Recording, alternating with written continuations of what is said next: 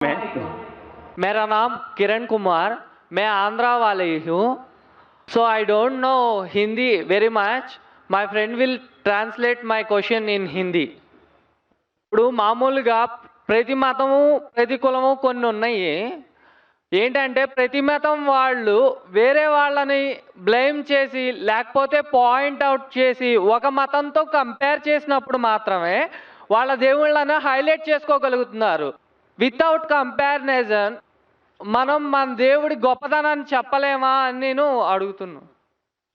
भाई साहब का सवाल ये है कि हर मज़हब के लोग ये कोशिश करते हैं कि अपने तसव्वुर खुदा को दूसरे मज़हब के तसव्वुर खुदा से कंपेयर करें और ये अपने आप को बेहतर बताएं.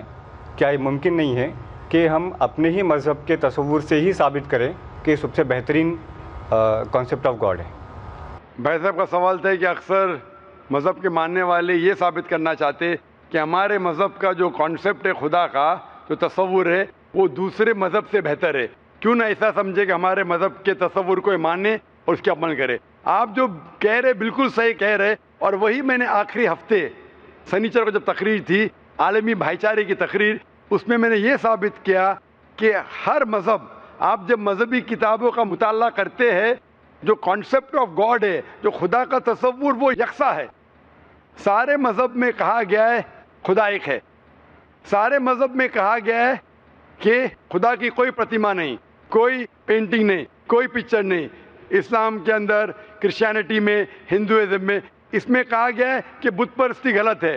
जब आप मज़हब की किताबों का मुताला करते हैं, पता चलता है कि मज़हब के मानने वालों को खुद को नहीं पता उनकी मज़हबी किताबों में क्या लिखा है. इसीलिए मेरा जो काम है, मेरा जो मकसद है, लोगों को अपनी मज़हबी किताबों से जोड़े ताकि वो हक़ को जाने. जिस तरीके से अल्लाह ताला फरमाता है सूरह इमरान में, सूरह नंबर 3 आयत नंबर 64 में, तालौ इला कलिमतिन सवाइम बैना बैनकुम, आओ हम उस बात की तरफ जो आप और हम में यकसा है. सबसे पहली बात अल्लाह नाबुद इल्लल्लाह, कि हम सिर्फ एक खुदा में माने. वला नुश्रिका भी शैअन, हम आपस में अल्लाह के साथ किसी को शरीक ना करें. तो इस तरीके से अल्लाह ताला कहते हैं कि हम दूसरे मज़हब को गाली नहीं देना चाहिए, लेकिन जो यकसानियत है उसके बारे में बात करना चाहिए.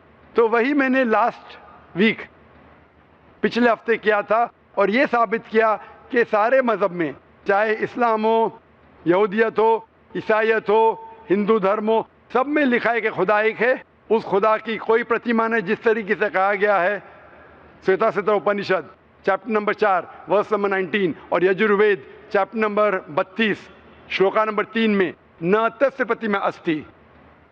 प्रतिमा के मानी है अक्स, picture, painting, photograph, idol, sculpture.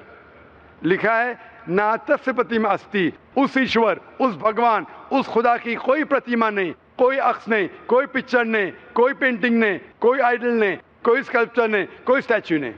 और ये लिखा है बाइबल में भी, in the book of exodus chapter number 20 verse number 2 to 5, in the book of Deuteronomy chapter number 5 verse number 7 to 9, as well as Quran में सूरह इखलास में सूरह नंबर 112 आयत नंबर 1 से 4 में.